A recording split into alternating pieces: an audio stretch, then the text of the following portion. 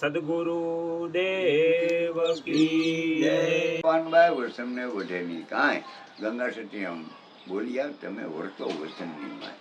વસનના કબજામાંથી વર્તે લાખા એ 84 મનો થાય એવું લખ્યું છે.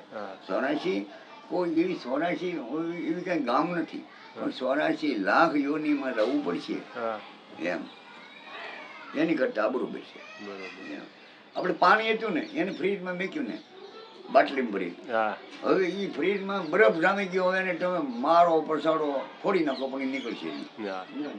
પણ એને એ જો એ હતું એવું થઈ જાય તો નીકળી જાય.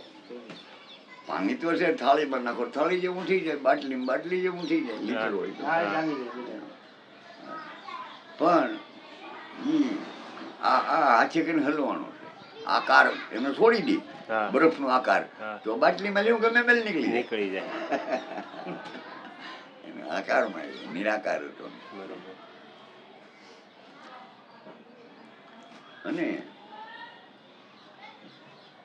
બધું જાણ્યા પછી જ્યાં સુધી સંશય નથી મળતા ત્યાં સુધી એ ગુરુએ પૂરો બોધ નથી આપ્યો. કોઈ મને આપણને છે ને આપણે એમ કહીએ મારે મહુવાની ટિકિટ જોઈએ તે મહુવા આપણને ઉતારે, વસાળ ઉતાર નાખે એ ન લઈ આવે. હવે આથી જવાય છે પણ અમારે પાછી ફ્રી ટિકિટ લેવી પડે, બીજી વાહન ગોતવું પડે, બીજો ગુરુ કરવો પડે, ભરે કંઈ આવું છે.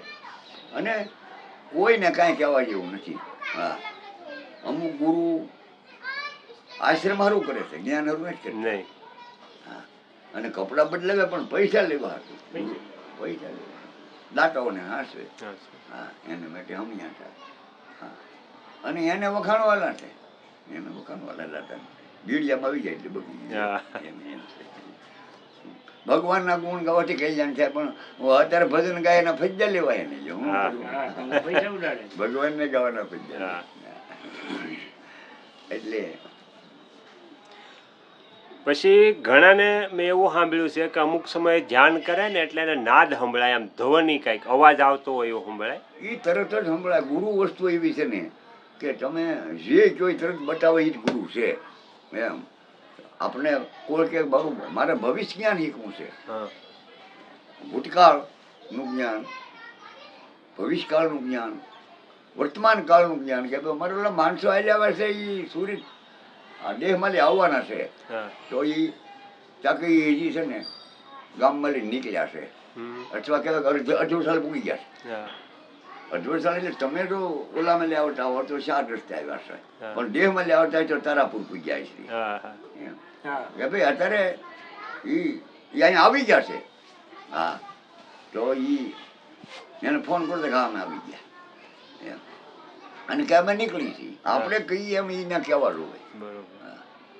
અમારે 8 થી 50 વર્ષ પહેલા અમે દરબાર અહીંયા ભજન હતા, દર પૂનમે અમે કરતા.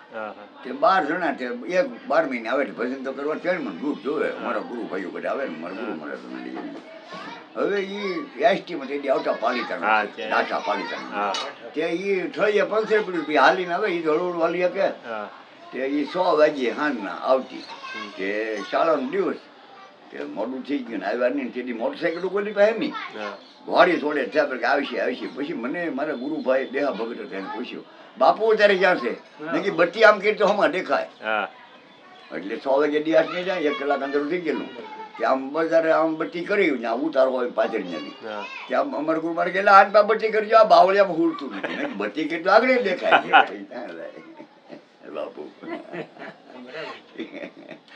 લઈ એવું બધું. હા, જે જ્ઞાન મારું ભવિષ્ય કરી થાય એ તમને ન કહે એટલાથી તમારે સોમવાર રહેવાનું, મંગળવાર રહેવાનું તરત જ આપી દે બસ.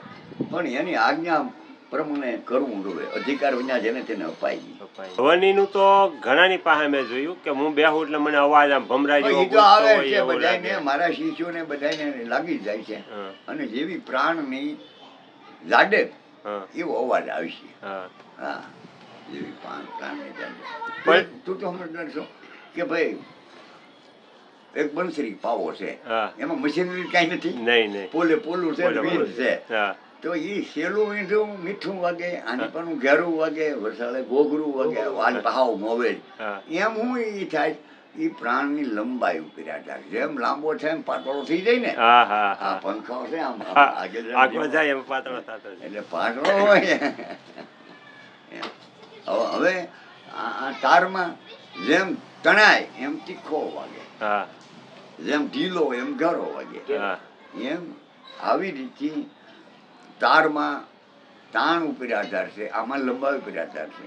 આમ આ પ્રાણમય છે 12 આંગળ હોય છે ત્યારે પૃથ્વી તત્વ હાલતું હોય છે, કોળ તત્વોમાં જળ તત્વ હોય છે, 4માં પાછું અગ્નિ તત્વ હોય છે, 8માં વાયુ હોય છે.